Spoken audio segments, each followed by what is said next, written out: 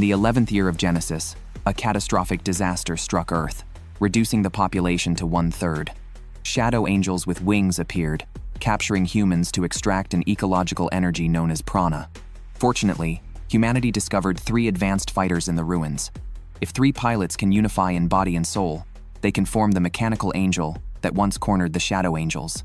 However, finding 3 resonant individuals is incredibly challenging, as only those in perfect harmony can maximize their combat potential. Meanwhile, Sylvia has failed numerous times, but Sirius, Glenn, and Reika have a good synchronization rate. Therefore, the organization decided that these 3 would initially engage in combat. At the same time, the prophet Reena sensed that the reincarnation of the powerful killing angel, Solar Wing, was awakening. On the other side, children living in a snowy world were sneaking into a warehouse to steal items. Apollo, using his keen sense of smell, located the food section, but the noise alerted a robotic dog. Apollo and Baron chose to cover their retreat, flawlessly coordinating to disable the mechanical guard and escaping through a skylight. However, they were unaware that Sylvia and Pierre from the Deva organization were watching them. A detector showed that Apollo emitted energy in a high-dimensional quantum pattern. Sylvia, however, did not believe Apollo was their target.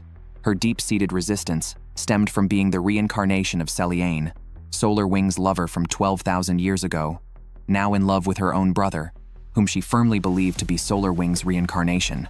This could easily be verified by checking for a wing mark on his back. Therefore, Sylvia and Pierre emerged directly in front of Apollo by jumping out of a sewer.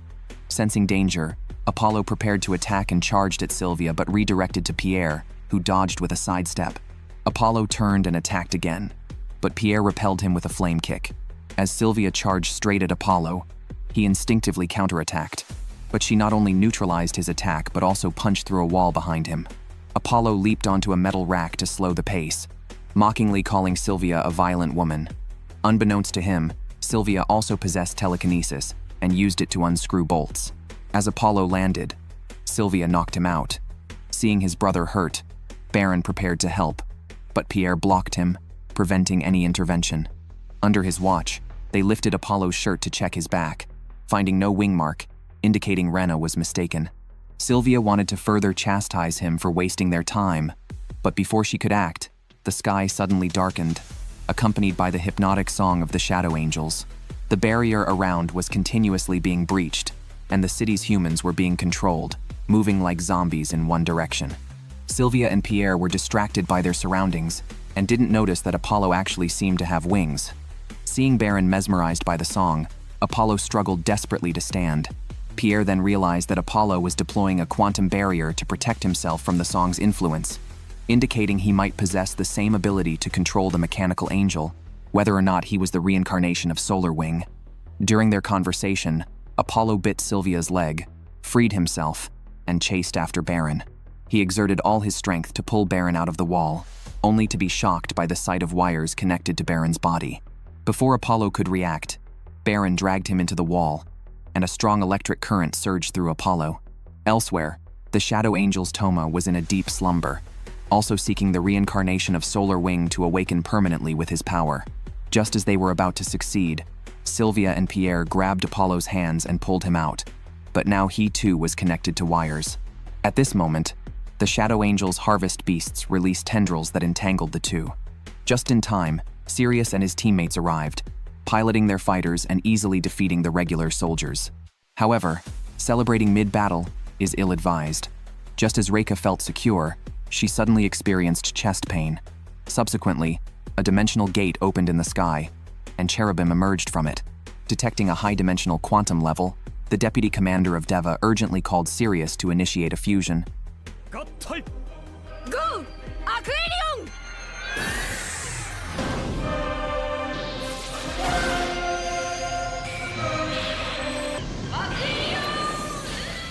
Seeing her brother and Reika merge, Sylvia felt a surge of jealousy. At that moment, cherubim sensed the enemy's presence and fired a laser at Luna Archangel. Glenn maneuvered the legs to dodge, while Reika controlled the hands to shoot shurikens. They approached cherubim for close combat, but unexpectedly, cherubim could also emit lasers at close range. Luna Archangel was forced to retreat, but they had a trump card. Reika concentrated all her energy and released the Dragon Thunder Punch, which, despite its name, was actually delivered with a kick. Due to Cherubim's oversight, it was swiftly defeated. The deputy commander was pleased that his chosen team had won their first victory, but a mysterious man suddenly appeared, mocking him. The scientist Sophia recognized the man as Commander Fudu, the original discoverer of the mechanical angels. Fudu remarked that even when three pilots merge, they can be broken by a stronger force. Just then, the Shadow Angels used Apollo to release a powerful beam. The trio narrowly escaped a fatal blow but were hit with a terrifying psychic attack.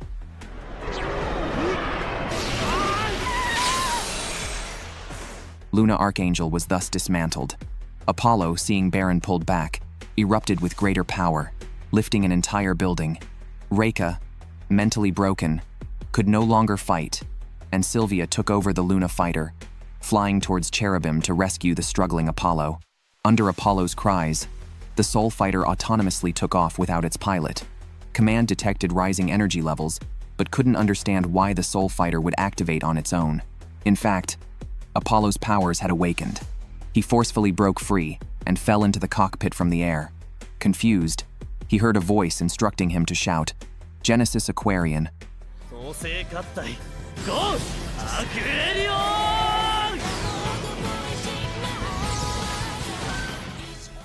It turned out that Apollo was indeed the reincarnation of Solar Wing, and Commander Fudu, who had disappeared for 12,000 years, was waiting for this moment.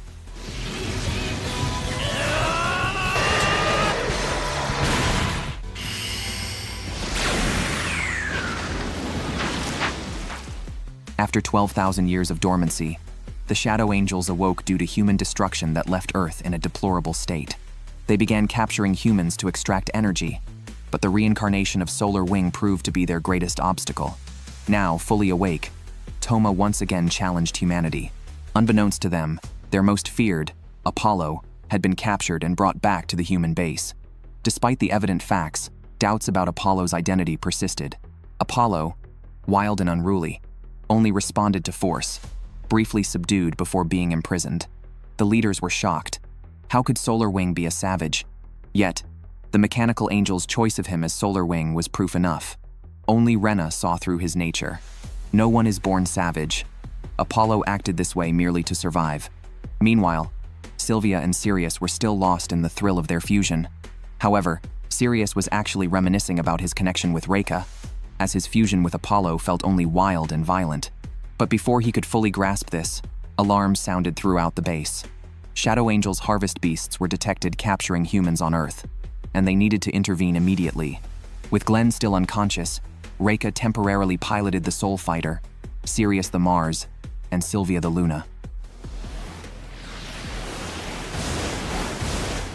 But during the fusion, Reika recalled her previous terror, causing a psychological breakdown, while Apollo also suffered excruciating resonance headaches. Reena calmed him with a kiss, unexpectedly awakening Apollo's wings.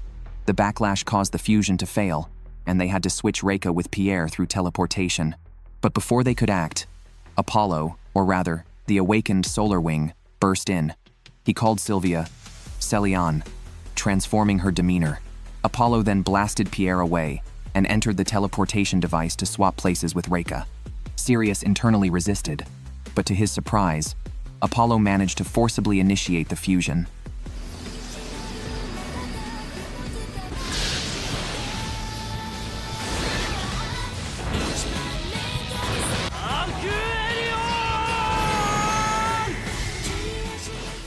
This time, it wasn't Apollo controlling the mechanical angel, but the true Solar Wing. His punch pierced through space, and even Shadow Angel's Toma saw his radiance. Toma sent his soul to the battlefield to meet with Apollo. Apollo felt something vanish from Cherubim. The next second, Cherubim transformed and stood up. The trio felt their opponent grow stronger. The command center also detected that Cherubim's high-dimensional quantum level had increased tenfold. With just a light punch from Cherubim, it felt like the weight of a planet pressed down on the mechanical angel. Then, Cherubim began to spin, knocking the mechanical angel to the ground. It wasn't that Apollo was weak, but rather, they lacked resonance, causing the mechanical angel to move uncoordinatedly. But there was no time to adapt. Cherubim created a tornado that swept the mechanical angel into space. Toma felt disappointed. The reunion after 12,000 years lacked the original spark. Solar Wing should not be at this level. In anger, Toma slammed the mechanical angel back into Earth. Sirius was completely dumbfounded. This experience was more than just coercion. It felt like his soul was being sucked into endless darkness. Apollo was also enveloped in darkness, and even the mechanical angel was eroded by it. Sophia realized that it was Apollo's soul colliding with a deep consciousness barrier. In the clash with Toma's soul, Solar Wing's power began to spiral out of control.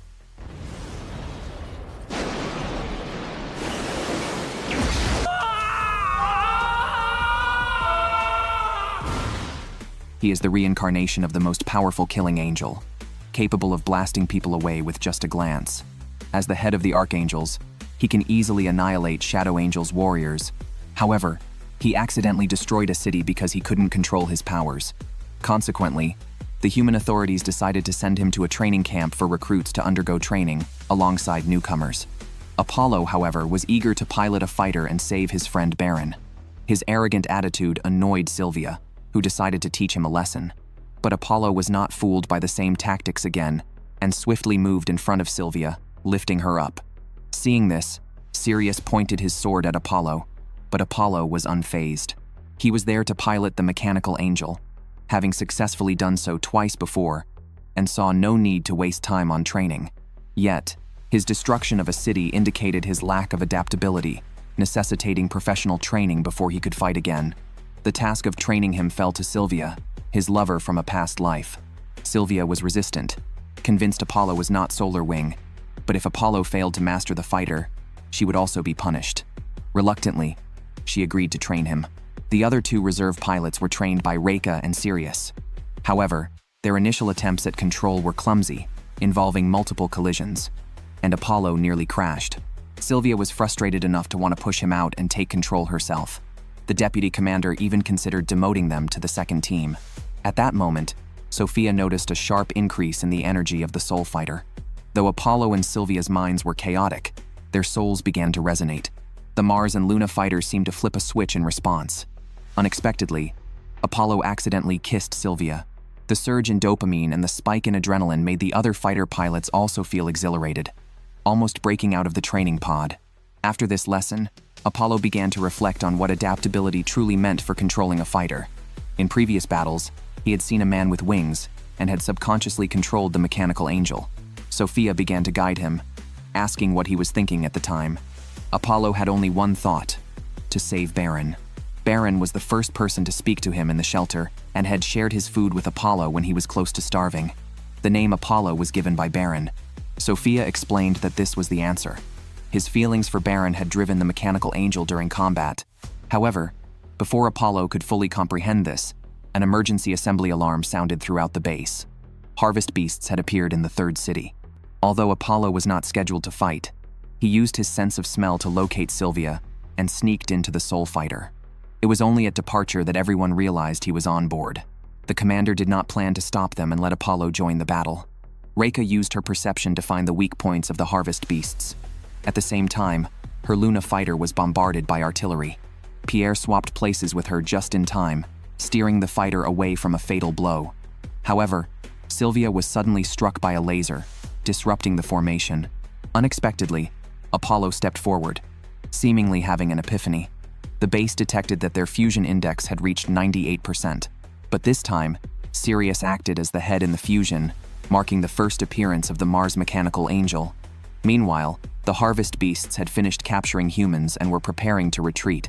Sirius piloted the archangel in pursuit, drawing the flaming divine sword from his chest to attack Cherubim. Cherubim immediately fired countless bombs, but the archangel easily dodged them and descended from the sky to destroy two cherubims. Now, only the retreating harvest beasts remained. The archangel then penetrated the harvest beasts, and just when they thought they had won, the previously defeated cherubim stood up again, holding the harvest beasts and charging into the space portal. He belongs to the most powerful race in the universe, yet he must beg to survive. He and Baron depend on each other for life. The name Apollo was given by Baron, who is like the sun in his heart. But now, Baron has been captured by the Shadow Angels. At any cost, Apollo is determined to rescue his dear friend. Unbeknownst to him, This is exactly what the Shadow Angels intend. To regain control of an Earth tainted by humans, they need to reclaim Solar Wing. They plan to use his power to evolve the Tree of Life and create a new world. Apollo is unaware that he is the ultimate target of the Shadow Angels. Meanwhile, he is training with the reserve pilots. The commander asks them to remove their shoes. Feeling rebellious, Apollo thinks of ambushing the commander but is thwarted by Fudu, who sends him flying with a powerful gust of wind and incidentally removes his shoes. Due to not washing his feet for 10 years, his shoes are incredibly smelly. While everyone is joking around, no one notices something unusual about Reena. To her, Fudu shines like the sun. Learning from Apollo's example, everyone willingly removes their shoes. Observing their feet, Fudu points out everyone's shortcomings and seems to see through their psychology. Could this be the legendary ability to read fortunes from feet? Reika even faints from shock. Only Sirius is confident that he performed flawlessly, not realizing that to Fudo, this appears particularly childish. Everyone is disheartened, except for Apollo, who is spirited and crawls at Fudu's feet, looking for an opportunity. To Reena, this scene appears quite different. Once again, Apollo became the butt of everyone's jokes. They didn't realize that he was the one who gained the most. He wondered why so much could be discerned through feet, a curiosity shared with Sylvia. Both headed to the playground, only to find Reena waiting for them. During training, she had noticed that everyone's energy was like a faint light in front of Fudu, who was like a pillar of light connecting heaven and earth. Reena had figured out the reason, but before she could share it, Cherubim attacked again. This time, Apollo, Sylvia, and Pierre were the ones to respond, with Pierre as the head forming the Mars archangel. Excited, Pierre kicked out a fireball, but Cherubim easily deflected it. Pierre was stunned, and before he could recover, was blown away by a sudden burst of energy. Cherubim didn't give him a chance to get back up. The base personnel discovered that this Cherubim had a special ability. When its staff touched the ground, gravity would disappear for a few seconds. This was particularly disadvantageous for Pierre, who excelled in leg-based combat. The most stable among the mechanical angel's 3 forms was the Soul Archangel. Thus, they switched forms on the spot, with Apollo as the head. The moment he landed, he adopted a prone position on the ground. Everyone was stunned. Apollo was like a wild beast, but this still didn't work. Without gravity, he also couldn't move flexibly. Pierre thought of a solution. He controlled the legs to provide propulsion, so the Soul Archangel crawled towards Cherubim. At the last moment before getting close, he was repelled. Suddenly, the commander burst into laughter. Everything was going according to his plan. He encouraged everyone to think about how a baby learns to walk. The Soul Archangel, controlled by Apollo, was like a baby falling and getting up again and again until it could walk successfully. Indeed, Apollo had an epiphany. He asked everyone to take off their shoes, allowing the Archangel's feet to contain people's intentions. The commander timely provided guidance, suggesting they imagine that they were not actually stepping on the ground during training. Only by understanding the true nature could they become a pillar of light connecting heaven and earth. It turned out that the range of gravity's disappearance was only at the surface. As long as they could connect to the core of the earth, Cherubim's power would be neutralized. With this, Apollo learned a new skill.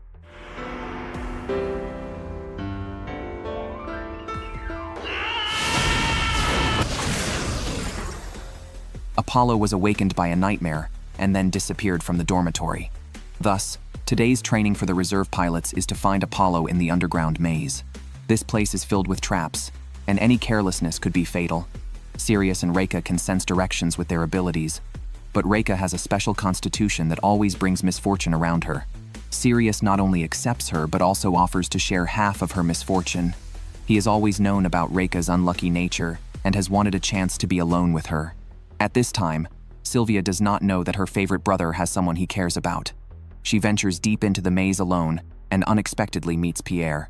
Pierre decides to join her, considering that Sylvia and Apollo were lovers in a past life. Perhaps fate would bring them together. Indeed, fate is inexplicable. Apollo was hiding right above them and was caught when his stomach growled. Unexpectedly, there was a trap in the area. Just as Pierre was about to rush forward, the path ahead began to collapse. Since they couldn't capture Apollo up close, they resorted to a long-range attack. Pierre immediately shot a small fireball. Although there was a violent explosion, Pierre did not believe that Apollo had been hit. Indeed, by the time Pierre used the blast from the fireball to jump up, Apollo had already disappeared. Apollo had reached a deeper room filled with even more deadly traps. However, when Sylvia and her group arrived, they still could not find Apollo. It turned out he had already made it to the fighter jet hangar where Fudo was waiting. Fudo did not stop Apollo but instead stepped aside to let him pilot the jet, testing how far he could go alone. As he took off, the 4 others quickly followed. Reika fell into a trap, and Sirius, trying to save her, couldn't keep up, allowing Pierre and Sylvia to reach the fighter jet. Apollo was driven by a desire to save his friend and had no specific direction. When in a hurry, one can act like a headless fly, aimlessly buzzing around. Just then, the harvest beasts appeared again in the human city. Apollo could still prioritize under pressure. He turned around and headed towards the city below, unleashing his anger on the harvest beasts. Apollo's unilateral actions completely disrupted the original formation and even failed to meet the fusion index requirements. If they continued this way, they would be completely defeated. Seizing the opportunity, Cherubim emerged from the ground and launched tracking missiles directly at Apollo's soul fighter. Just at the critical moment, Sylvia, piloting the Mercury fighter, took all the damage for him. But as Sylvia was adjusting, Cherubim reached out from the ground and dragged her down. This scene reminded Apollo of when Baron was captured. Anger clouded his judgment, but what he really needed was to remain calm. Pierre recalled experiences from the sports field, recognizing that living in this era meant carrying the grief of lost loved ones. To overcome regret and loss, one must become strong and keep fighting. These thoughts made Apollo realize that saving Baron was a long-term battle. Once his emotions stabilized, his higher dimensional quantum level began to rise, even triggering new bonds. This was the true fusion the commander spoke of. Yet again, Pierre's head formed the Mars Archangel. He placed his palm on the ground to search for Cherubim's hiding spot.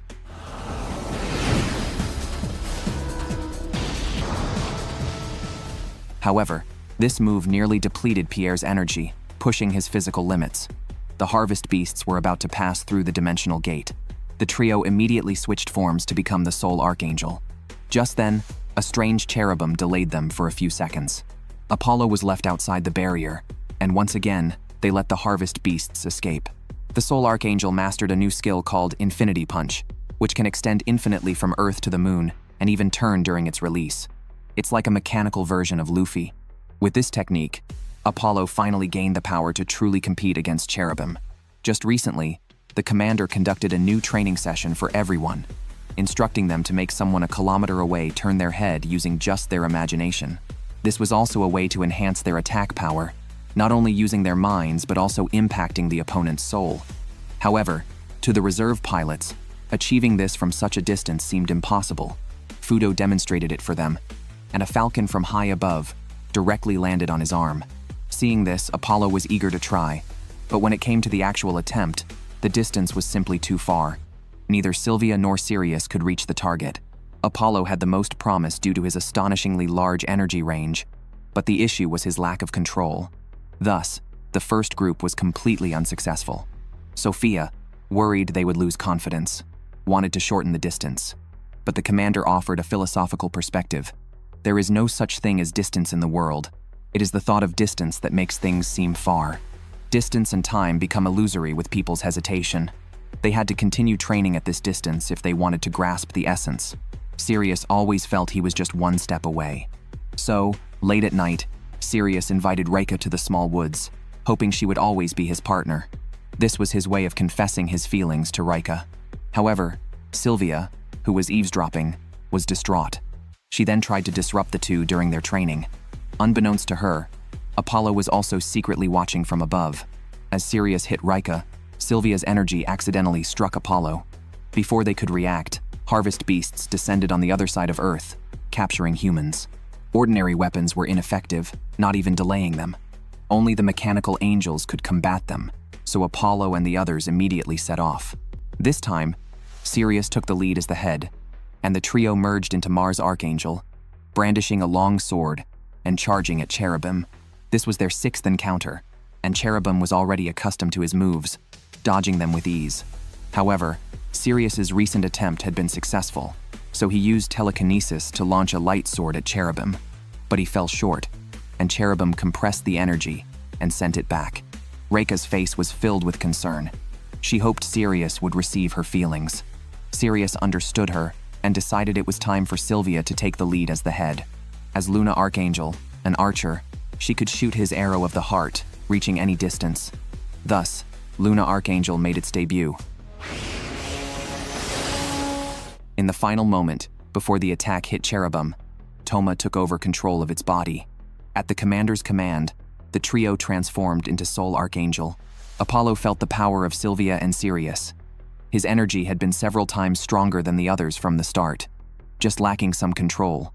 But with their assistance, this power was harnessed. He channeled Luffy, unleashing the deadly Infinity Punch.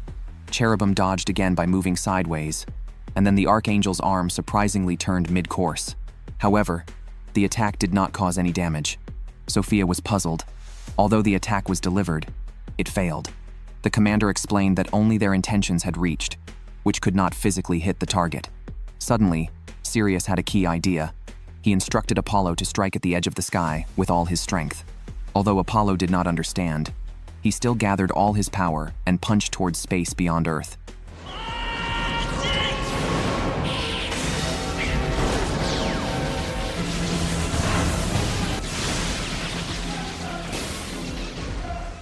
This man, holding a rose, pressed its thorn deep into his palm, reveling in the pleasure from the pain.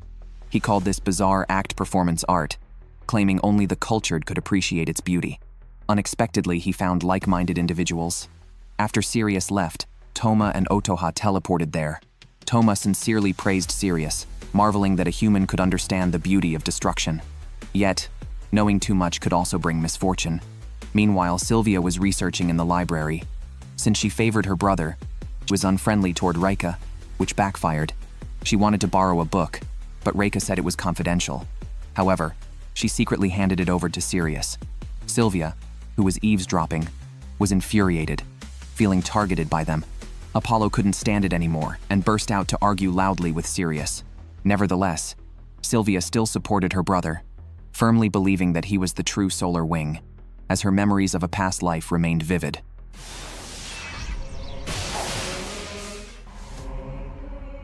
However, Sirius did not believe in destiny. He thought neither he nor Apollo were the reincarnations of Solar Wing.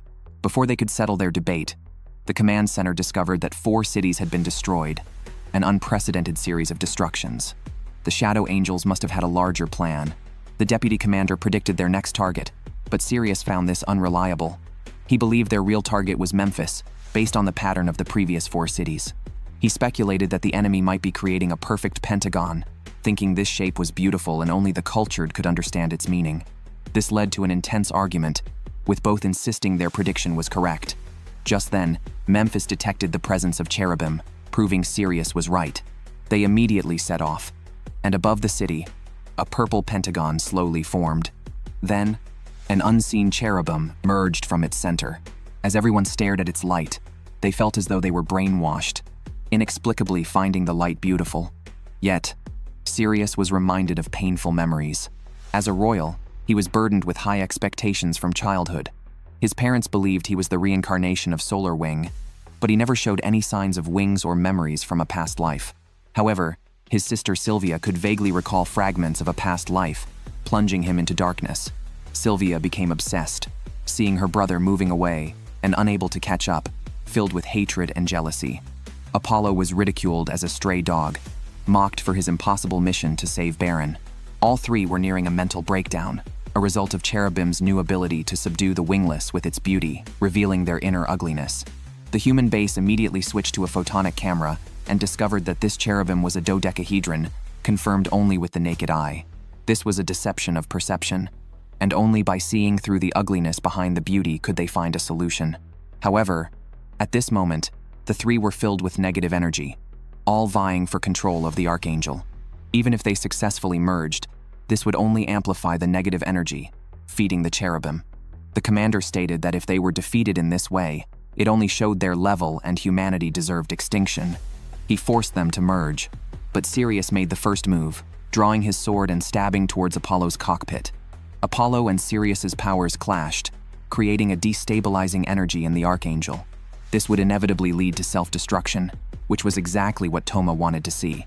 Suddenly, Reika remembered a bond unique to her and Sirius, and shot an arrow of the heart at Sirius. Sirius instantly regained his clarity, realizing the ugliness hidden behind the beauty. It turned out this was also the commander's intention. When someone falls in love, they desire to possess that person, but jealousy arises when they realize they cannot own them. Jealousy is also a form of energy. Transforming this energy into a driving force elevates the soul. At this moment, Sirius had such an epiphany.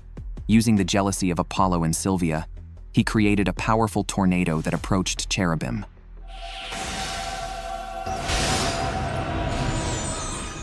With the disappearance of Cherubim, Apollo and Sylvia also regained their clarity. Among all the reserve pilots, only June and Tsugumi had not yet merged. Tsugumi was curious about what merging actually felt like. June reminded her that merging meant fighting, which could be deadly. Despite this, Tsugumi still wanted to try it out. So, at midnight, the two prepared to quietly experience it. However, they were discovered by Rika and Pierre, who were experienced in merging. They briefly explained the sensation, emphasizing that acting recklessly wouldn't work, the importance of setting the right atmosphere, and considering the partner's thoughts, though mere compliance wasn't enough. Hearing about the method 1,000 times was not as good as practical experience. Reika decided to guide them firsthand. Tsugumi felt her heart race, as if something was breaking through, and June felt a force piercing his brain. However, this was just a simulation, and vastly different from actual combat. Just then, a new type of cherubim appeared, and the base immediately went into combat readiness. Surprisingly, the pilots sent out were Apollo, June, and Tsugumi. It seemed the commander was aware of their intentions. But when faced with the real situation, Tsugumi became confused and felt inadequate, so Pierre took her place. They transformed into Soul Archangel and launched the powerful move, Infinity Punch, right away, only to be repelled by Cherubim. Pierre tried to increase the burning power, so Apollo switched to Flame Punch, but it still had no effect. Not only that, but Cherubim also released flames that disintegrated the Archangel. Pierre was critically injured, and the command center quickly arranged for Reika to replace him. It was a crisis at his first battle. June became panicked as Cherubim locked onto his fighter. Reika, just entering the scene, took the hit for him. Although they were not seriously harmed, the three could no longer resonate, and continuing the fight would lead to total defeat. At that moment, June felt as if his heart was going to explode. He remembered the sensation from the simulation and realized that to merge again, they needed to swap in Tsugumi. At this point, avoiding the problem would solve nothing. Tsugumi regained her courage, rushed into the transfer pod, and switched places with Reika. Tsugumi had to join because her excitement could trigger a penetrating power. Given Cherubim's toughness, external damage was nearly impossible. Only Tsugumi could break through internally. Encouraged by June, the three merged again into Luna Archangel. Apollo controlled the legs, charging at Cherubim. After dodging an attack, they tackled it down. June took the opportunity to use telekinesis to see inside Cherubim's structure.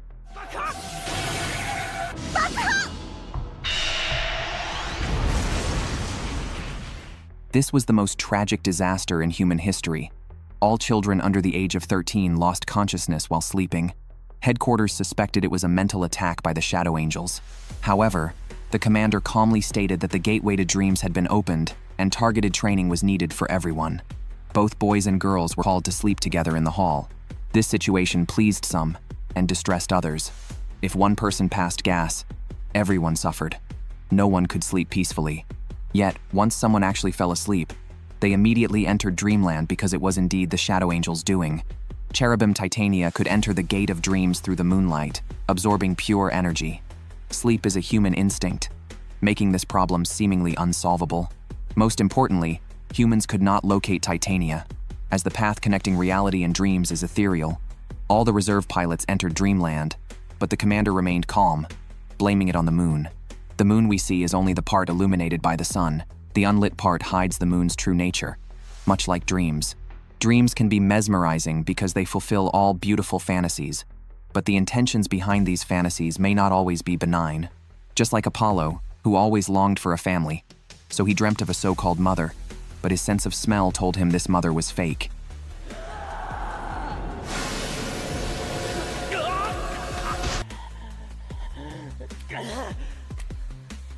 Others were not so lucky. Most were still trapped in their dreams, and only 5 people eventually woke up. According to their descriptions, the moon appeared in all their dreams. To save those still asleep, Apollo decided to sleep again. The smell he detected earlier must have been cherubim. Only by re-entering dreamland could he locate it. To be cautious, the three decided to sleep inside their fighter jets this time. Apollo quickly fell asleep and found himself in a graveyard. The woman he had encountered before appeared again, ready to make humans fight each other. She summoned Sirius from the dream, who attacked Apollo upon seeing him. Thinking he wouldn't get hurt in the dream, Apollo fought back seriously. However, the injuries Sirius received in the dream reflected on his physical body in reality. If it continued, Sirius would die. Sylvia called out loudly from outside. Apollo really heard her voice but became hesitant. Facing the incoming attack, he had to catch the blade with his bare hands. Unexpectedly, his flowing blood activated the soul fighter, breaking through the barrier between reality and dreams. Pierre and Chloe also woke up because of this. Following Apollo's lead, they called their own fighter jets in the dream. Surprisingly, a high-energy reaction was detected outside. The commander seemed to have anticipated something like this, indicating that the resonating mechanical angels were pulled into the dream. However, they still faced a challenge. Cherubim dominated the dreamscape. Even with their fighter jets, what could they do? Not only was the infinity punch ineffective, but cherubim could also corrode the archangel's body, causing immense pain to the trio. Fortunately, Sirius had regained consciousness. He alerted Sylvia from his dream that the truth was hidden behind the moon, though it was unclear if she understood. She headbutted the machine, knocking herself unconscious to enter the dream and switch places with Chloe. Sylvia directed Apollo and Pierre, and they transformed into Luna Archangel. They then broke the ground with their limbs, which surprisingly turned into a lake surface. Seeing this, Sylvia quickly formed a bow of light and shot an arrow at the moon's reflection in the water below.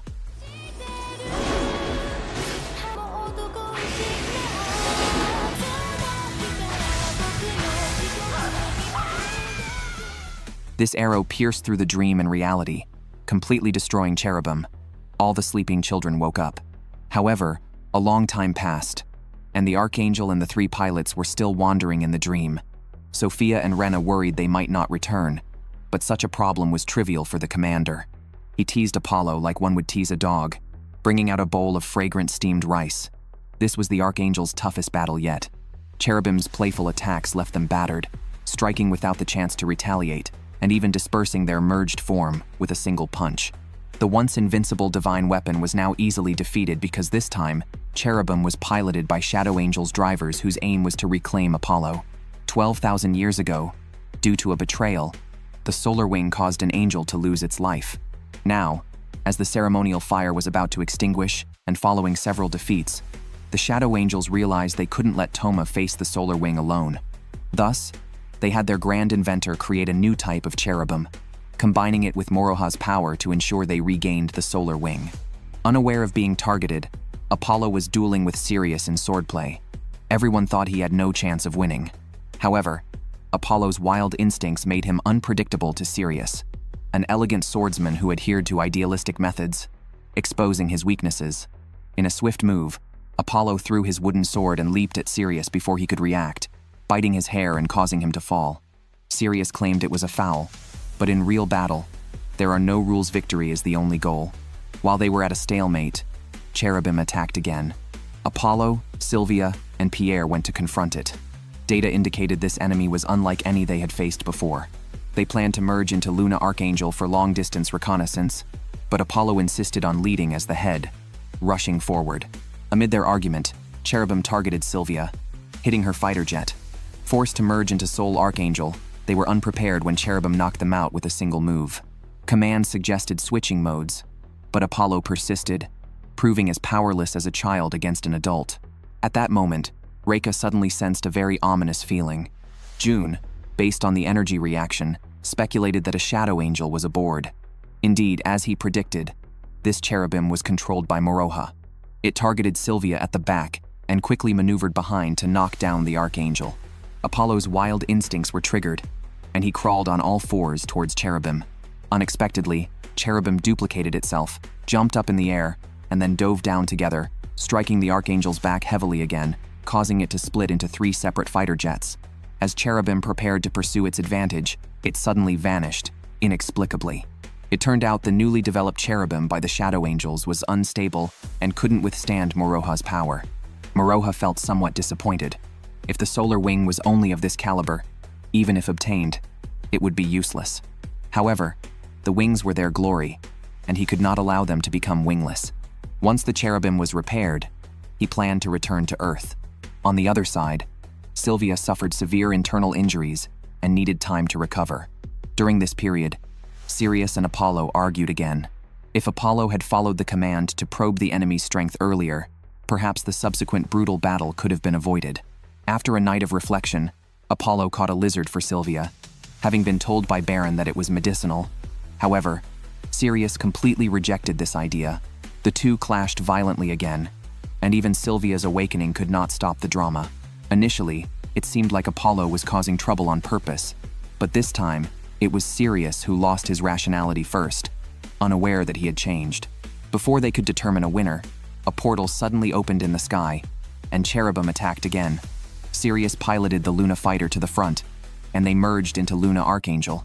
As soon as they landed, they fired an arrow, but cherubim split in two to dodge the attack.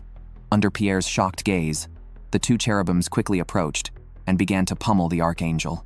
The best decision now would be to switch forms, but Sirius was beyond reason, not even noticing Sylvia being drawn into the fight. He was obsessed with defeating cherubim himself. However, reality was harsh, and despite his intentions, the outcome was the same. He was beaten up again. Sylvia had not fully recovered, and seeing her brother in danger nearly caused her to faint from the shock. Fortunately, Apollo smelled her presence just in time as she was almost crushed. He warned Sirius to watch his step. That's when Sirius realized his recklessness had almost killed his sister. He had only been watching the sky, not where he was stepping. After calming down, he had no reason to continue as the head. Apollo then got ready for action. They recombined into Soul Archangel, and at the moment their fists clashed with cherubims. Moroha sensed Apollo's seriousness, but it was too late. He was still on the receiving end of the punches. Apollo was resilient, like a cockroach that couldn't be beaten. And importantly, he had his comrades. At that moment, he and Sirius locked eyes, as if a switch had been flipped. Simultaneously, they punched towards each other, but in reality, this was a new move they had just mastered. A group of students was on a bus going for a spring outing when they passed by a lake. Suddenly, a fierce wind arose, causing the bus to lose control. Immediately afterward, the lake water surged and engulfed the bus. Elsewhere, Reika drew the Parting of Fate tarot card, which left her listless and preoccupied. At that moment, a sudden downpour began, and a black cat dashed out, seemingly portending misfortune. The commander appeared before her, claiming the rain symbolized good luck, but Reika felt uneasy. After returning to her room, someone had managed to find a projector. As the senior, Reika was given the pleasure of turning it on. Unexpectedly, however, when she pressed the power button, and a horrifying scene appeared on the screen. A group of children reaching out their hands in agony. Tsugumi, overwhelmed by emotions, used her powers to explode the projector. Reika blamed herself, believing her misfortune had caused everything. She left a note and prepared to leave alone. Apollo noticed her behavior. Recently, his nose had been blocked, and he couldn't smell food. But oddly, he could detect Reika's scent. She explained it was the scent of misfortune, which is why she needed to leave. Although it was hard, she believed her presence would cause her friends to disappear one by one, and she couldn't bear the pain of losing another friend, like she had lost Glenn. Her departure caused chaos at the base, because cherubim had appeared again, and she was supposed to fight but was nowhere to be found. Apollo had to replace her. Coincidentally, Reika was passing by the reactive lake when the train unexpectedly stopped. She felt a strong sense of foreboding, and quickly got off to check. Just then, Apollo and two others flew right above her, leaving Reika stunned. Meanwhile, the base detected an energy response at the bottom of the lake which had inexplicably increased fivefold in volume, suggesting that cherubim was hiding underwater. When Sirius tried to merge as the head, they unexpectedly couldn't combine. Reika felt responsible for this. The three fighters plunged into the lake. Sylvia felt increasingly cold, initially thinking it was her body reacting, but then the control systems of all the machines also malfunctioned, immobilizing them. The base's teleportation device suddenly failed. At that moment, Apollo smelled Reika's scent, but suddenly the bridge inexplicably cracked.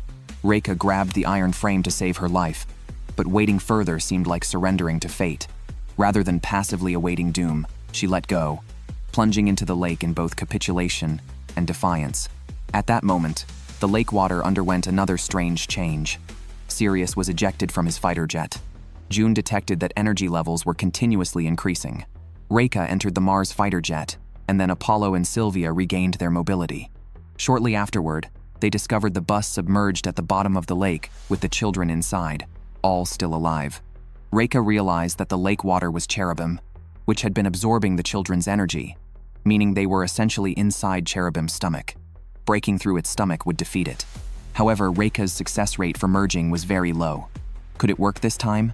Nevertheless, Apollo was able to counteract the misfortune, and to everyone's astonishment, they merged into an enhanced version of Mars Archangel.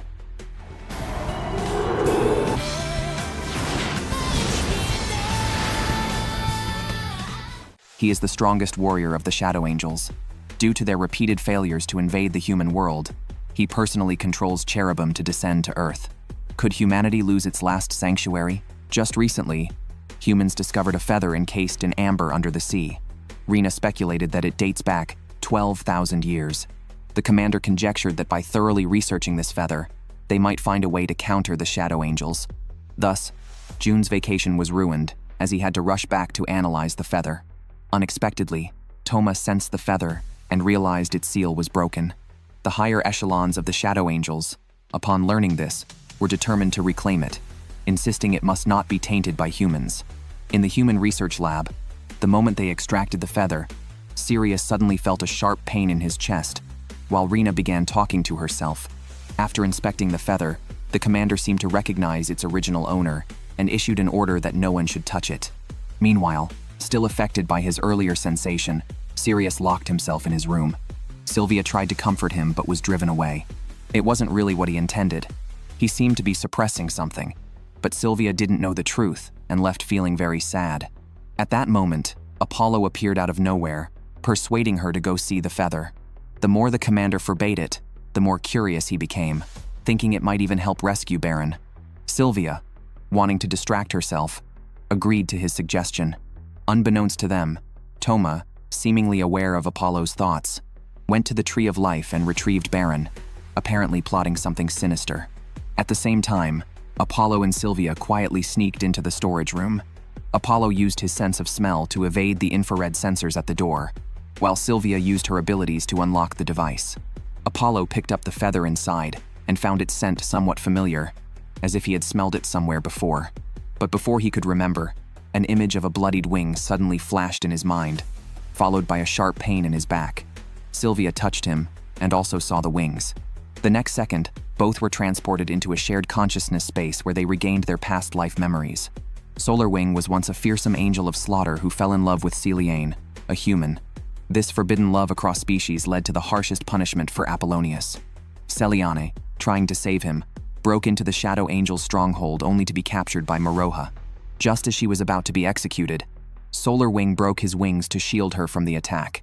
As wings are a symbol of honor for Shadow Angels, this act signified rebellion against his own kind. However, Apollonius and Celiane, piloting a mechanical angel, were invincible on the battlefield. Just then, their memories were abruptly cut off as a shrill alarm sounded throughout the base, summoning all pilots to the command center. Cherubim had appeared again, targeting the Deva organization's base this time. Toma personally controlled Cherubim, breaking through the barrier and entering. Human weapons had no effect on it. Now, all hope rested on the Archangel. Toma had always loved Solar Wing and came to Earth to reunite with the reincarnation of Apollonius. However, Apollo was not entirely Apollonius, and Toma's confession was incomprehensible to him. Thus, Toma decided to end it there and yanked Apollo into the air, smashing him against the barrier behind them. Seeing the Archangel powerless, the command center retrieved him back into the barrier. Unexpectedly, Toma then produced Baron. Apollo tried to rescue Baron but was blocked by the barrier. Baron also stopped him from coming closer, revealing that his cage was a bomb set to explode if Apollo approached. But Apollo didn't care. Baron was his most important friend. Pierre also supported his decision, and together they unleashed a fiery punch that broke through the barrier and retrieved Baron. Just then, Reika sensed an ominous sign. As Apollo opened the cage, it exploded, completely shattering the final barrier and putting all of humanity at risk for the sake of one life. Such an event would never have happened under Sirius's control, but now it was too late for regrets. The commander stood up to inspire everyone, asserting that those who abandon their friends are not needed. There was still hope. Apollo might still be able to defeat Toma, but the next second, Baron turned to ashes in the archangel's hands, leaving Apollo overwhelmed with grief and helplessness. Pierre urged Apollo to rally, suggesting that Baron would want him to seek revenge. Pierre's words had an effect. An angry Apollo erupted with a chilling energy. Everyone could clearly see the archangel crying. In a scene reminiscent of history, Apollo even broke his own arms, a sight Toma viewed as disgraceful. Toma instructed Otoha to control Cherubim and went off to search for the feather himself. The base detected an invasion by shadow angels and immediately informed Apollo inside the archangel. Unexpectedly, he chased after them, followed closely by Sylvia, causing the archangel to disintegrate. The deputy commander suggested a retreat, but Fudo had another plan, sending Reika and Sugumi to pilot the fighters. Inside the base, Toma arrived at the storage room. Apollo, although quick to arrive, was no match for Toma. At that moment, Sirius also appeared and struck Toma with the Sword of the Heart. Toma was surprised to find such nobility among humans, but it was still insufficient. Eventually, Sylvia was also captured. Even as Apollo broke free and lunged at Toma, it had no effect, and Toma mocked him for being unable to save his friends. However, Toma offered to resurrect Baron, but at the cost of sacrificing Sirius and Sylvia's lives, Apollo immediately refused. Toma activated the psychic equipment on Sirius and Sylvia, from which several feathers fell out. Toma declared that Sirius and Sylvia, like them, inherited wings and were descendants of Solar Wing and Celiane. Still, Apollo was unmoved. They were his companions, and he would not fall for Toma's tricks. Given this, Toma planned to make Apollo reincarnate again. On the other side, Reika, Pierre, and Sugumi recombined into Luna Archangel. Otoha, hearing the voice of a woman, became unusually excited and attacked the Archangel. Initially, she overwhelmed the Archangel with no resistance, but for some reason, when the background music began, the Archangel immediately turned the tide. Just as the Archangel was preparing to launch its final move, Otoha saw a mysterious projection and then teleported away in the head unit. Toma also sensed something. An unexpected explosion occurred behind him, burning the feather to ashes. He then spared everyone and left the area. Toma's decision to let them go was ultimately because of his deep love for Solar Wing. However, failing to retrieve the feather led to a severe judgment within his clan. Moroha speculated that Toma still harbored feelings for Solar Wing. Otherwise, how could he explain why he had the wings mounted on his helmet? This was why Otoha, upon leaving, risked everything to take the helmet with her. Toma even rewarded her with a kiss. Facing Moroha's accusations, Toma stated that this reminder of Solar Wing's foolish decisions was necessary. But to the elders, these matters were of little concern. They were more interested in how humans had nurtured Solar Wing. Although he was still weak, they wondered if he could eventually pollinate the Tree of Life's flowers. If he lacked the power to foster a new world, they would have to ruthlessly cut him off. Meanwhile, Sylvia had a nightmare where she became Apollo and witnessed some of his childhood experiences. However, the appearance of Toma pulled her back to reality. She now understood the importance of Baron in Apollo's heart and worried that his death might deeply affect Apollo. Sophia comforted her, confident that Apollo could overcome the grief, as they had all done before. Just then, Sylvia's attention was drawn to a painting of an eagle. She recalled the broken wings, and Sophia speculated that the two had encountered that particular feather. Apollo might have seen his past life's memories, but these might not necessarily be true. Even the records in the sacred book might be false. The feather of a shadow angel contained special powers, and the one Apollo touched held information from 12,000 years ago. He might have mistaken this information for his own memories. Another theory was that Apollo had already accepted Sylvia, so under the influence of the feather, he saw Sylvia's memories. This would also explain why Sylvia saw Apollo's memories in her dream. Their repeated unions, both physically and mentally, had allowed them to start sharing feelings and memories. However, before Sylvia could gather her thoughts, Cherubim attacked a human city again. Reika, June, and Pierre went out to confront it, but strangely, they could not see the enemy. It seemed this cherubim could become invisible. The trio had to merge first, and then search for the enemy. However, Reika's senses could not locate it. After struggling, they got a chance by being hit, only to find that cherubim could also split itself. At this point, they had no choice but to switch with June as the head, using his ability to find the enemy's location. Since June was inexperienced as head, he wasn't very skilled yet, but his ability was truly effective in clearly capturing cherubim's presence. The biggest issue was that he couldn't keep up with the enemy's speed, which embarrassed everyone. Fudo scolded them, questioning if they hadn't noticed June's courage as he bravely faced his fears and fought against the enemy. Were they really mocking their own teammate? Despite this, the archangel was still dispersed by cherubim. At that moment, Apollo found Baron's headband, and fueled by grief and anger, volunteered to go into battle. Fudo ordered a full swap. Apollo, Sylvia, and Sirius were transported to the battlefield and merged into Sol Archangel. This time, their emotions were even more intense than before, but they still couldn't see the enemy and were left to take hits. Moreover, Sylvia was confused about whether her brother or Apollo was the reincarnation of Solar Wing. As she grappled with this, cherubim hit Apollo's position, making him appear to vanish. Everyone was stunned, unaware that this was another of Thoma's schemes. Those without wings only believe what they see and feel fear towards the unseen, thus falling into a mental darkness. Sophia still had some sense left. If Apollo had disappeared, the archangel would have disintegrated, but it hadn't, so Apollo must still be there, just invisible to their eyes. At this moment, Sylvia found Baron's headband, which stirred her emotions. She seemed to understand her feelings.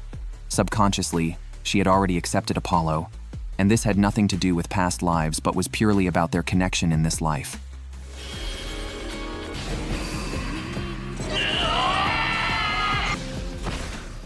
Chinese characters are truly remarkable.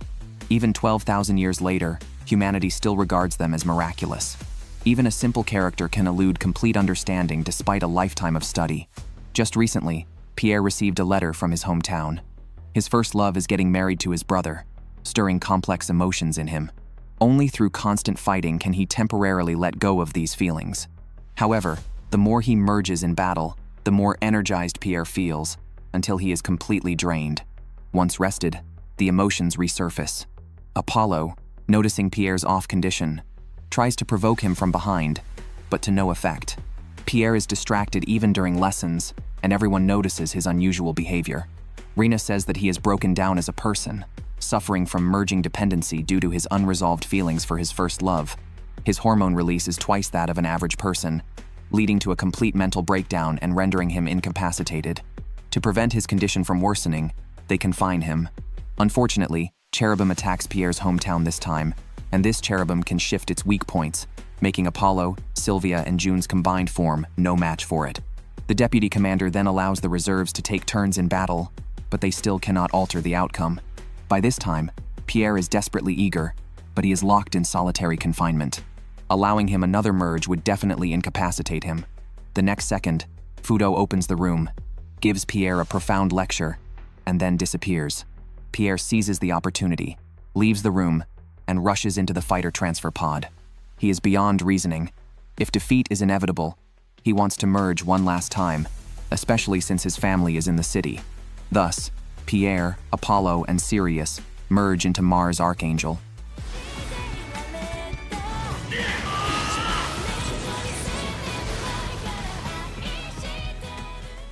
Pierre kicked Cherubim into outer space like a soccer ball, but exhausted, he collapsed and fell into a coma. The right action would have been to disassemble and rescue him, but Fudo stopped the deputy commander, arguing that a person can only stand up again after completely falling down. At this moment, a part of him hoped for support. Apollo and Sirius saw the flame in his heart and supported him with a resolve to do or die. Fudo explained that Chinese characters, when simply combined, take on different meanings. At this moment, Pierre also evolved. Even seeing his first love below did not disturb him. It was time to say goodbye to the past. Now, he had a new support as teammates. Heartbreak indeed fosters growth. Pierre finally rediscovered himself and offered his first love sincere well wishes. Fighter pilots collectively exhibited symptoms of anemia because Reena had drunk the blood of almost everyone. People suspected her true identity might be a vampire, possibly even a spy from the Shadow Angels, infiltrating the base to dismantle them from within. Suddenly, Conspiracy theories about Reena being a vampire spread throughout the base. However, songs don't lie, and Reena's singing was filled with sorrow. Sylvia felt she was not evil, but found it suspicious that Reena used an umbrella during the day. Reena claimed she was sensitive to sunlight and left without further explanation. Could she really be a vampire? Without resolving this doubt, Sylvia couldn't sleep. So, at midnight, she quietly explored Reena's room and found an old photo under the table with Reena right in the center. Judging by the photo's wear, it was at least 50 years old, yet she still looked like a child. Lost in thought, Sylvia didn't notice Reena standing behind her. Sylvia instinctively explained she was just checking on her, but Reena left the room without making things difficult. Meanwhile, an energy reaction occurred on the other side of the Earth. Apollo, June, and Sylvia immediately headed to the scene only to be stunned upon arrival. The entire city was covered in dark clouds and Cherubim was nowhere to be seen. June felt uneasy. The next second, a mass of purple liquid transformed into a human form, revealing a vampire that looked exactly like Reena. With Reena missing from the base, they couldn't help but suspect this vampire was Reena. Sylvia was confused. Reena was their ally, and thinking this made her unable to act. Just like that, the archangel was dismantled by the vampire. At that moment, Apollo's intuition kicked in.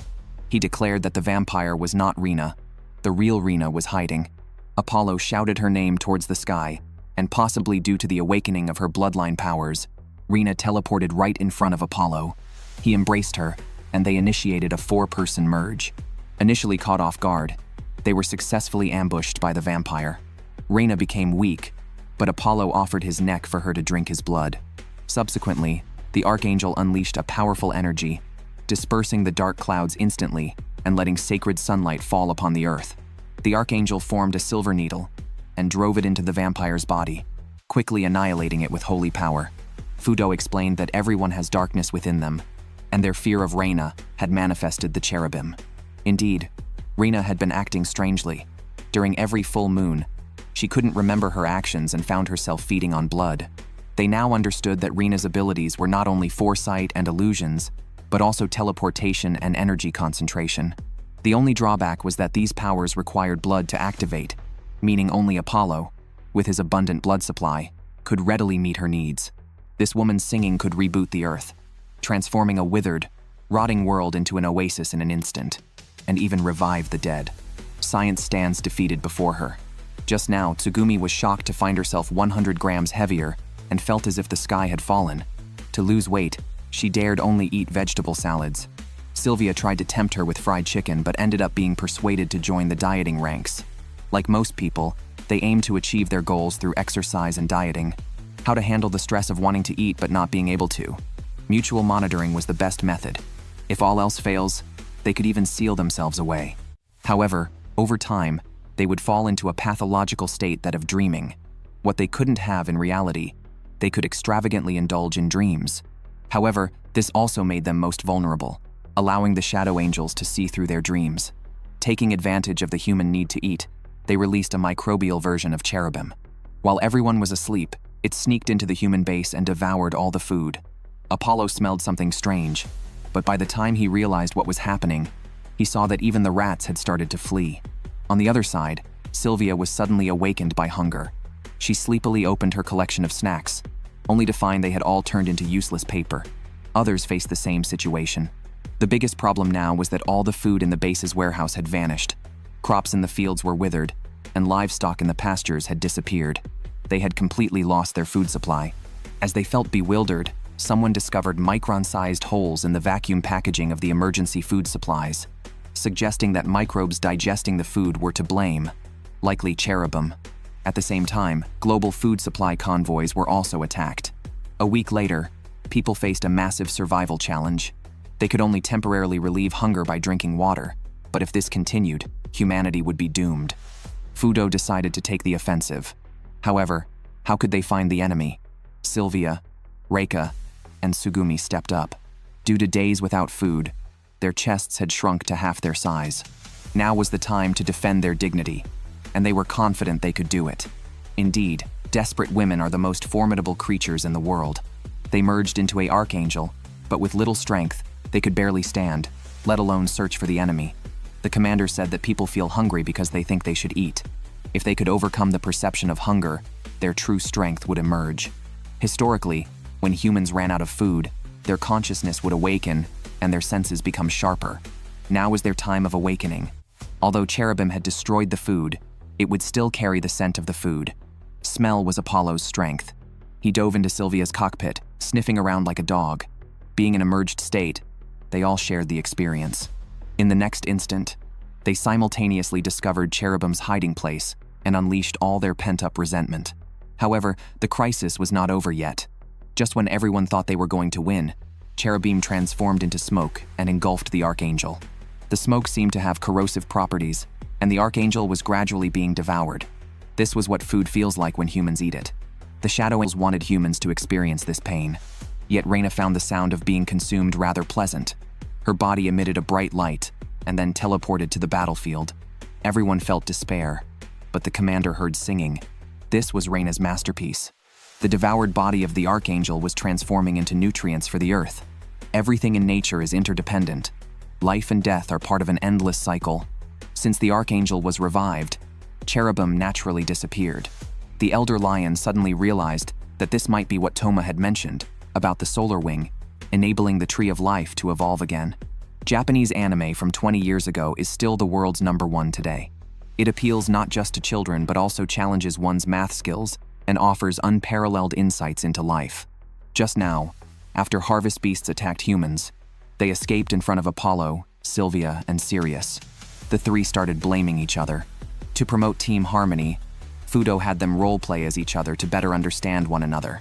They would portray whoever they most resembled internally. Thus, Reika and Sylvia swapped roles, and so did Apollo and Sirius. However, as they acted, they mixed up their targets. Reika seized the opportunity to rush towards the real Sirius. Sylvia felt uneasy seeing Reika approach her brother, but her jealousy soared when Reika hugged Apollo. Seeing a rare chance to vent, Apollo got carried away. He mimicked Sirius's typically aloof demeanor and then, merging it with his own character, swallowed a rose. Following this, Sirius, pretending to be the laid-back Apollo, sniffed around him. Everyone gasped, surprised that Sirius was the most convincing. Apollo then immediately became Sirius again. Just then, Reena suddenly stood up, leaving everyone shocked. Before they could recover, Reena pointed out their problem. Their impersonations were only superficial, and internally, they still retained their original selves. Then, she demonstrated the right way to do it. To everyone's surprise, Reena transformed into Fudo. It turned out that the Reena they saw earlier was actually Fudo in disguise. Apollo couldn't understand where they had gone wrong.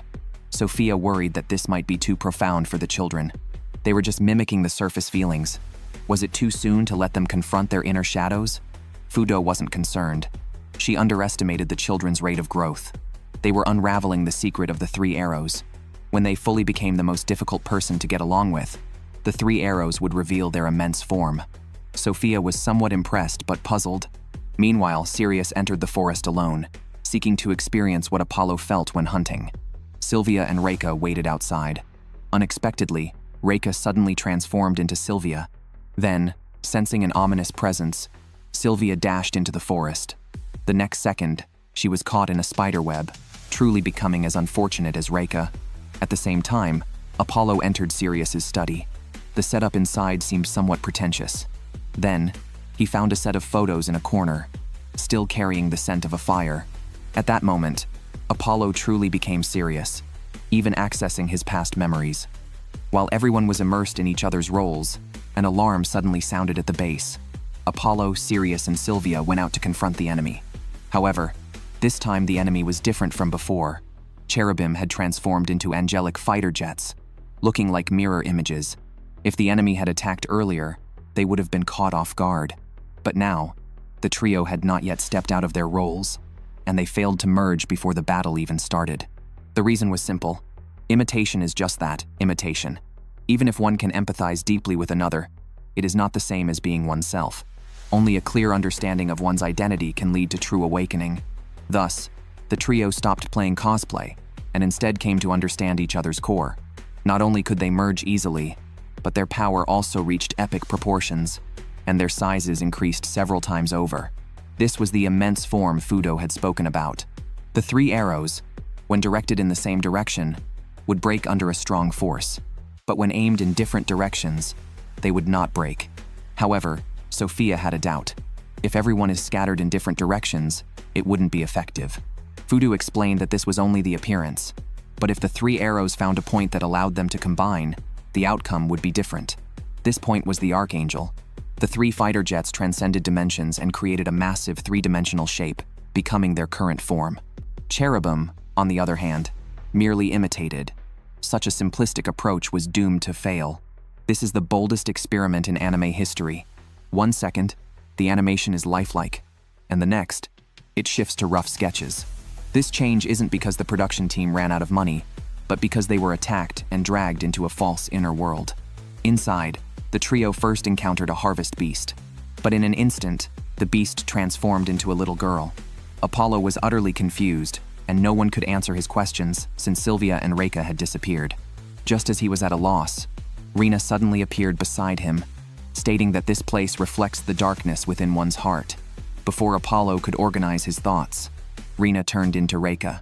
Reika then began to explain about the solar wing, revealing that it was originally part of the angelic forces but chose to betray them to join humans. Then Reika transformed into Tsugumi, who claimed that the solar wing did so because of love for humans. Apollo already knew this. What he wanted now was to find out how to leave this place. He then rushed toward a distant tower. On the other side, Sylvia couldn't find Apollo either. To her despair, everything here defied common sense, even making her feel like they were caged animals, unable to escape their deepest fears. Fortunately, Sirius found her. Unfazed by the unknown, he deduced that they must have been intercepted during a teleportation, landing in this world through a disrupted subspace channel. After investigating, he discovered the city was conducting heresy trials. They needed to hide their identities and prioritize finding their companions. Luckily, they spotted Reika in a tree. Unfortunately, Reika accidentally tore off Sirius's cloak, exposing his hidden flaws to the sunlight.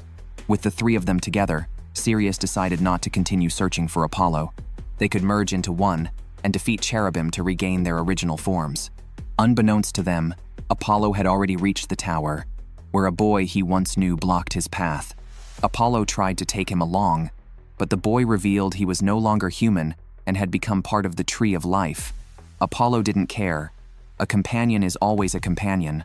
Suddenly, the boy disappeared. He was actually Futaba from the Shadow Angels in disguise.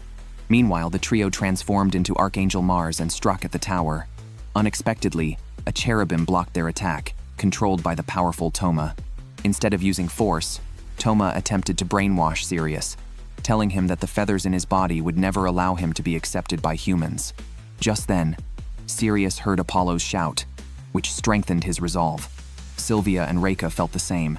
The 3 looked towards the distant tower, saw Apollo above, and their spirits were reignited. Indeed, a companion is always a companion. Their belief is never to abandon or give up. The 3 immediately regained their colors and caught Apollo.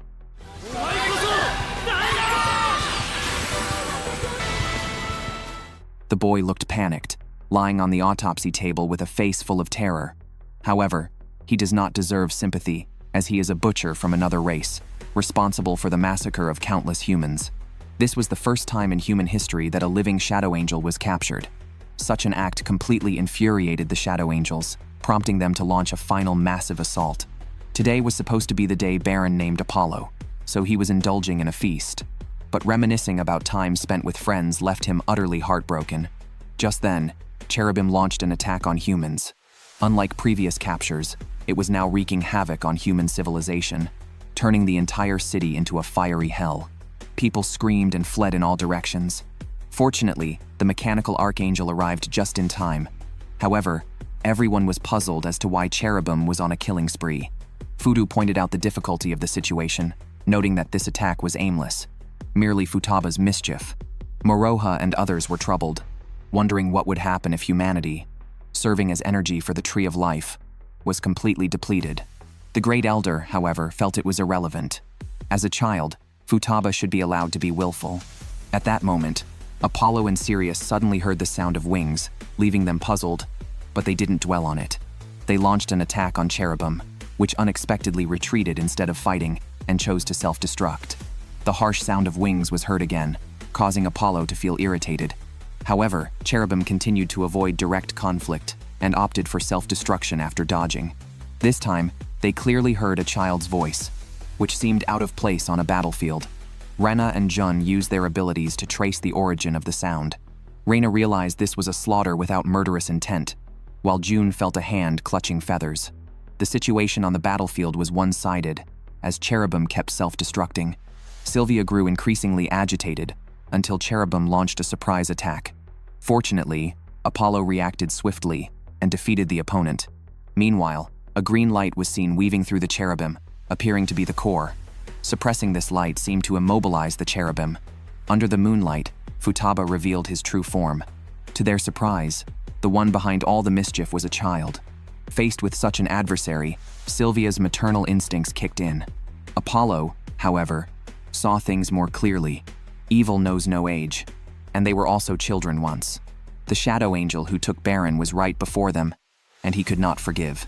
Apollo never expected that excessive kindness wasn't just characteristic of Sylvia, but of everyone else as well.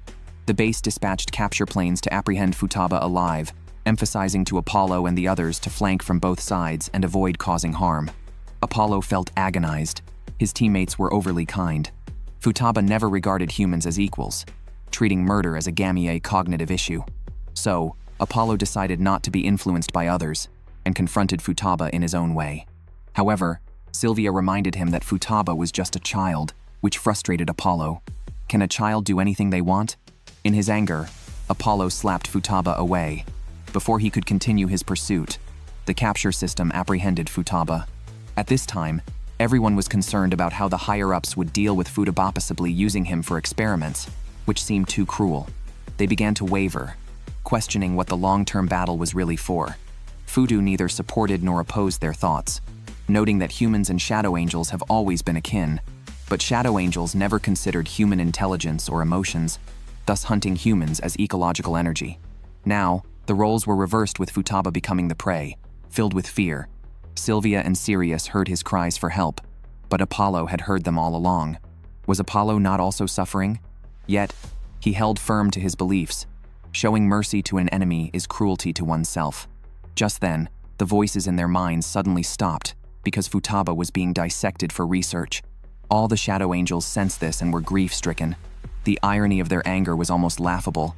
The treatment Futaba received was no different from what they had always done to humans. How could they feel it was excessive when it happened to one of their own? But, considering themselves superior beings, they lacked empathy. They decided to avenge Futaba by uniting their entire race. A great battle was looming. The shadow angels opened a red path, and both Sirius and Apollo felt a calling. At that moment, Sirius questioned the path he was on and sought Reika's opinion on what she would do if she found out a friend was a shadow angel. Reika said she would fight regardless of who the other person was. As the shadow angels had harmed everyone important to her, she couldn't forgive them. This wasn't the answer Sirius was hoping for. Back in his room, Sylvia came to him, saying she had a nightmare about her brother going far away and never returning. Little did she know, Sirius was indeed contemplating leaving. The next day, Sophia shared a secret about an ancient red path that connected to the sky. Solar Wing had once sided with humans using this path. Now, it was calling again. However, Apollo didn't feel a strong pull. Unlike Sirius, who seemed deeply troubled, Sirius suggested testing their swordsmanship on the path. The one who fell would lose. Apollo lost his footing and fell, but Sirius didn't take advantage of the situation. Just then, an enemy attack alarm sounded, halting their duel. Sirius, Sylvia, and Apollo flew towards the battlefield, but before they could see the enemy, chaos erupted at the base due to the detection of a very powerful enemy energy. It seemed another direct attack by the Shadow Angels was imminent. Just then, a dark cherubim descended upon Earth, imposing a great sense of oppression. Not only that, Sirius also saw extreme beauty in it, but the more beautiful something is, the more deadly it can be. The one controlling this cherubim was Toma, who had ulterior motives for coming here. Everyone suspected he was here to take Apollo away. Sylvia, recalling her nightmare, completely lost her will to fight. Futu urgently had Reika swap places with her, but everyone was mistaken. Toma's real goal was to brainwash Sirius. The dissection of Futaba had left a deep scar on Sirius, making him see that humans and shadow angels had committed similar wrongs. To achieve a beautiful dream of a war-free era, which humans couldn't accomplish. He chose the side of the Shadow Angels. He pretended to fight alongside Toma, while actually opening his heart to him. Taking the opportunity, Toma opened the red path. In the final moments, Sirius disintegrated and followed Toma into it. Reika tried to use their mutual love to stop Sirius from leaving, but Sirius revealed his wings. Reika hesitated momentarily, and due to this brief retreat, Sirius's confusion cleared. He fully embraced the cause of the Shadow Angels, believing that only by taking this path could he achieve his ideals. Sirius's betrayal of humanity completely changed the dynamic between the races. However, seeing him flirt with Toma annoyed Otoha. She went to the elders to complain, but the Grand Elder did not care. They had just lost a child, and the 10 flowers on the Tree of Life were their last hope. Now, letting them grow was more important than anything else. Meanwhile, human leaders had issued new orders. If the Mars fighter jet was not reclaimed, Fudu would be dismissed. But Fudu didn't take it seriously and stayed in his room, fiddling with tea leaves. Sophia had always wondered why the base was built on the ruins of the royal family, and what Sirius and Sylvia were hiding. However, Fudu offered to take her to the ruins to discover the truth. It turned out that the base concealed items from before the royal family's destruction. The city Shangri-La, the ancient capital of humanity 12,000 years ago, and the statues in front of them were built by Solar Wing and Celiane, who had provided humanity with the means to combat the Shadow Angels. However, cultivating archangels required powerful earth forces, which led to the tragic fate of Sirius and Sylvia's family. Both of them had Shadow Angel wings, indicating they were descendants of Solar Wing and Celiane.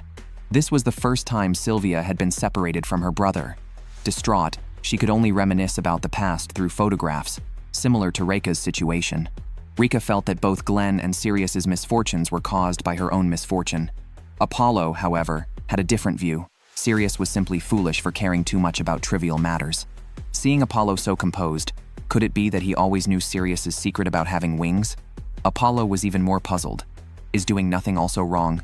It was then that Reika realized that the unfortunate choose their own misfortune, shaped by their self-imposed situations. Just then, Sylvia's wrist suddenly lit up. Apollo smelled a familiar scent and ran out. Sylvia was awakened by Sirius's voice, who wanted to take her away with him. At the last moment, Apollo burst in, thwarting Sirius and Toma's plot. Otoha worried about what would happen if Sirius betrayed them again, but Toma was confident, declaring he would always stand by their side because it was humans who had abandoned him. It seemed they truly believed Sirius was the reincarnation of Solar Wing. To retrieve Sylvia, they launched another attack on Earth, this time led by Sirius himself. Regretting her previous actions, Reika thought an apology might change Sirius's mind. Unexpectedly, Sirius fired a missile at her, shooting her down. Moreover, his Mars fighter jet merged with a cherubim to become the Mars Shadow Angel, stunning everyone. Sirius felt elevated and claimed he could defeat Apollo in 3 seconds.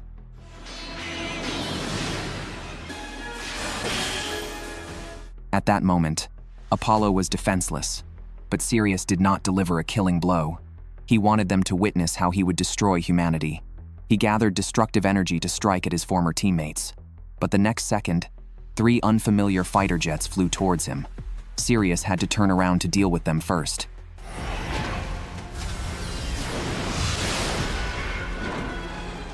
The deputy commander revealed that these were archangels developed by the military. However, Sirius scorned them as ugly creations. The human leaders had harmed angels and their own comrades to create such war machines.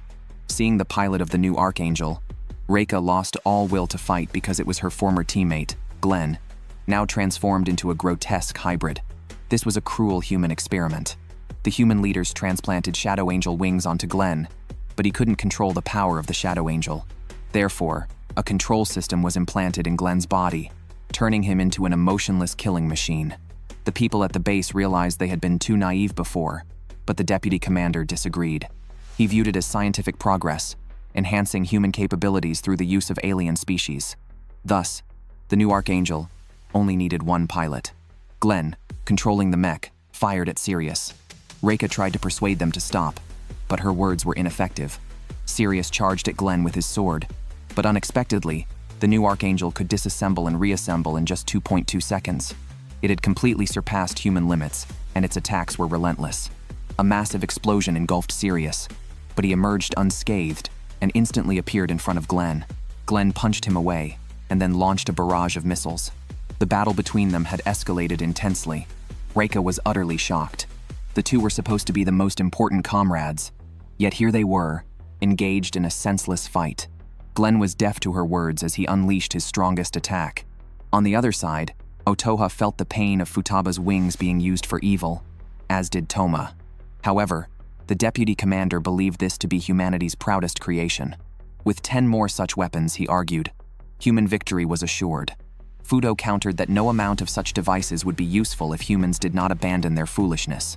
Indeed, the half-destroyed Mars Shadow Angel rose again, and Sirius began calling out to Sylvia, condemning human sins as unforgivable. He argued that humans would sacrifice even their comrades for victory, and that staying with them would only turn them into experimental subjects. Sylvia had no time to think, as Sirius was already in danger. She attempted a forced transfer but unexpectedly ended up in the new fighter jet. The deputy commander ordered Glenn to stop Sylvia from leaving, indifferent to the possibility of her being shot down. Glenn's attack on Sylvia, however, provided Sirius with an opportunity to disrupt Glenn's merged state. With no more obstacles, Sylvia was finally about to reunite with her brother. At that moment, Apollo intervened, determined not to let Sylvia leave, and forcibly merged with Reika and Sylvia. The spectators were stunned, questioning how any 3 fighter jets could merge, but this did not stop Sirius.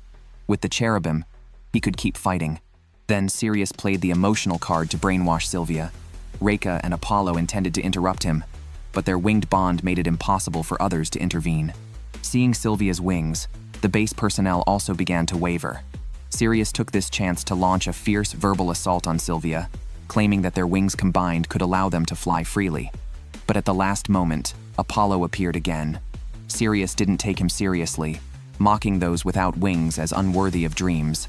Sylvia, already conflicted, hesitated more after hearing her brother's words. His superior attitude was not the fairness he often proclaimed. She suddenly realized that her wingless hand was meant to unite with someone important. At that moment, she chose Apollo, indifferent to the fact that she couldn't fly. Seeing this, Sirius decided to eliminate Apollo first and then forcibly take her away. Sylvia chose to fight back, not for the sake of battle, but to foster mutual understanding between the siblings once again. Thus, the 3 of them developed a new move together. Ever since Sirius joined the Shadow Angels, the world's balance was disrupted. New cherubim emerged from the Tree of Life, capable of bringing the harvest snow to Earth, allowing them to collect human life energy without deploying troops. As time passed, the number of space portals gradually increased. The most problematic issue was that humans had no idea how to resist. It felt like the apocalypse had arrived, leaving them to silently await their fate. Sylvia was devastated by her brother's unforgivable sins. She wanted to use the space portals to bring Sirius back, but she couldn't overcome the barrier. However, the deputy commander suspected Sylvia of wanting to defect and thus banned her from piloting fighter jets. Fortunately, her teammates supported her. Fudo then commented that the situation resembled the moment before the final battle 12,000 years ago, indicating that the war between humans and Shadow Angels was nearing its conclusion. It was unclear why Fudo always seemed to predict everything, as if he had designed it himself. The military leadership was confident. Their new archangels were now mass-produced. In the face of human intelligence, anything the Shadow Angels did seemed futile. Unbeknownst to them, the Shadow Angels shared similar thoughts. The Tree of Life was growing stronger, and the anticipated City of Angels was about to awaken. All Shadow Angels eagerly awaited this sacred moment. Although Sylvia stood with humanity, Sirius was still her brother, leaving her deeply conflicted. Apollo remained by her side, offering silent support to help Sylvia relax. The others were not as despondent as before. They reasoned that the worst outcome was destruction, so they might as well spend quality time with the person they cared about, even if it was just for a simple conversation. Deep down, they all knew that this calm was just the quiet before the storm. While Apollo and Sylvia were immersed in their primal desires, Sylvia saw a rose behind Apollo, indicating Sirius was nearby. The moment Apollo started to look for it, Sylvia disappeared. At the same time, the harvest snow broke through the barrier and descended upon the base. Touching the snow would cause flowers to bloom on the body. Pilots were humanity's last hope, and people risked their lives to protect them. However, Reika's shoulder was hit. Before their forces were completely overwhelmed, they had to take the offensive. Apollo, Reika, and Tsugumi merged into an archangel, attacked the space portal, but were immediately repelled by a barrier. With Reika injured and Apollo distracted, Tsugumi had to take the lead.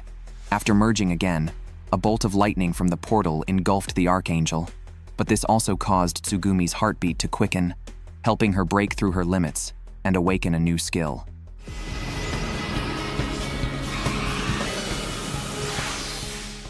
The space portal was shattered, and they were about to retrieve their comrade when the human leadership intervened. They sent dozens of new fighter jets through the portal. Reika realized they had been used. This was humanity's first counterattack against the Shadow Angels. They stormed into the enemy's stronghold, but were met with the first line of defense, hundreds of cherubim. Although the new fighter jets could overpower them in firepower, there were simply too many. Thus, they had to allow a few expendables to self-destruct to buy time for the rest to merge.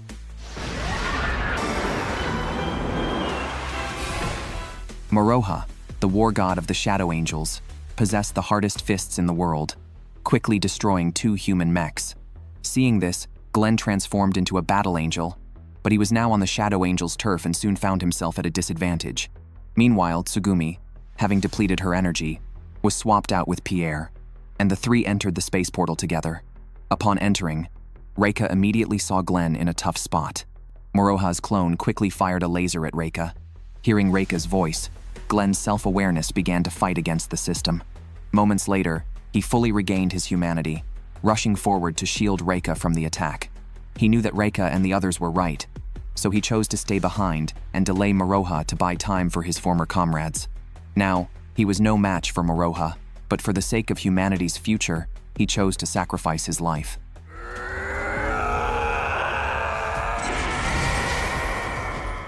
Apollo and the others took the opportunity to fly towards the palace. The scene below was shocking. The ground was littered with humans drained of their energy. Suddenly, Reika felt a sharp pain in her chest, knowing that Glenn had sacrificed himself. On one side, Reena predicted again that when the solar wing returns to the sky, the world will end. Sophia wondered if they could destroy the Shadow Angels. Fudo suggested that the Shadow Angels were merely avoiding humans and that both would perish if humans were extinct. However, destroying the Tree of Life would also doom humanity. Sophia questioned how Fudo knew so much and asked who he really was, but Fudo did not answer her. Meanwhile, Sylvia woke up from her slumber. Sirius continued to brainwash her. Although he had not regained his memories, he did not want to relive his past pain, so he brought her with him. He then took Sylvia to the Tree of Life, where she recognized the scene from her dreams, foretelling inevitable world destruction. At that moment, Apollo and his team flew up from below, instantly recognizing Sylvia's scent. Sirius was intentionally waiting for them, wanting to destroy their hopes personally.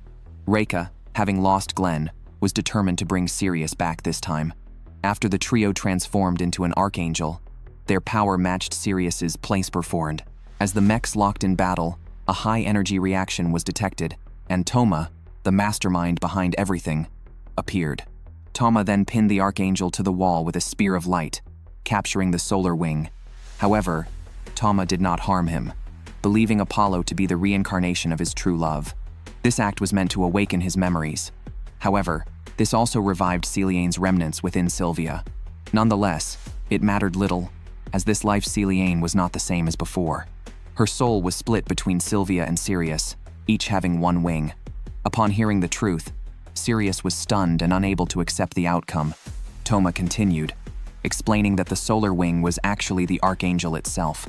12,000 years ago, it had betrayed its wings, regenerated through human blood, and destroyed this place.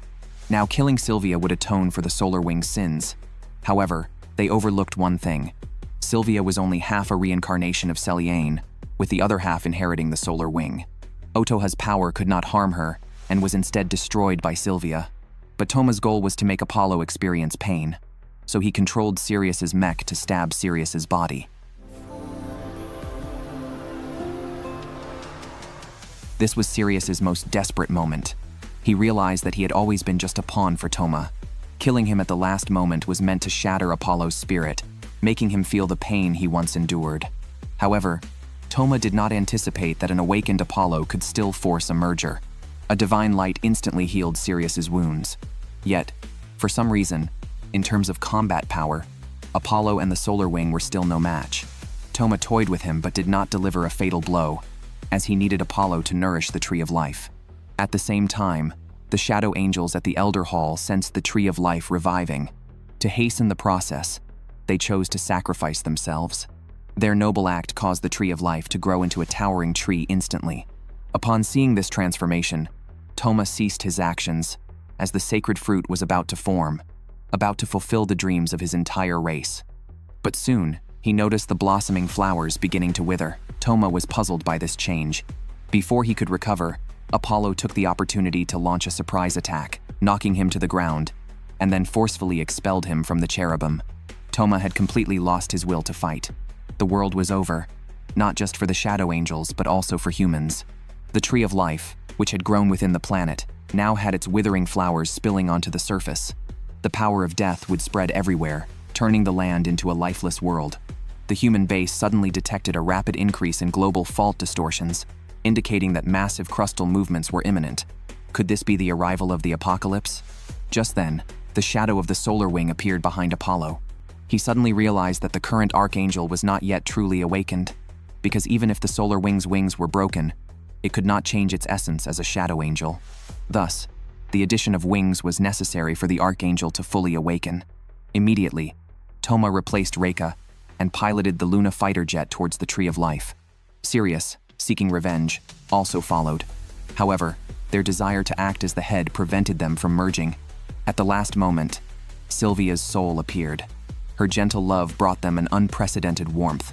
Then, using herself as a pivot, she linked the three fighter jets together. Sirius felt the pain he had once caused Toma as Celiane. Toma, as a shadow angel, experienced human emotions. In this way, the three set aside their racial grievances and achieved a fusion beyond any before. At this moment, the energy of the archangel could no longer be detected by devices. It radiated golden light, and the shadows of wings appeared above, with a sacred light illuminating the land. Then, Apollo's soul flew out, but unexpectedly, it was to bid a final farewell to Sylvia. To save their home planet, Apollo, Sirius, and Toma chose to use themselves as a link to connect the world's tectonic plates. The Earth became vibrant once again, and all humans previously drained by the Tree of Life were restored to normal.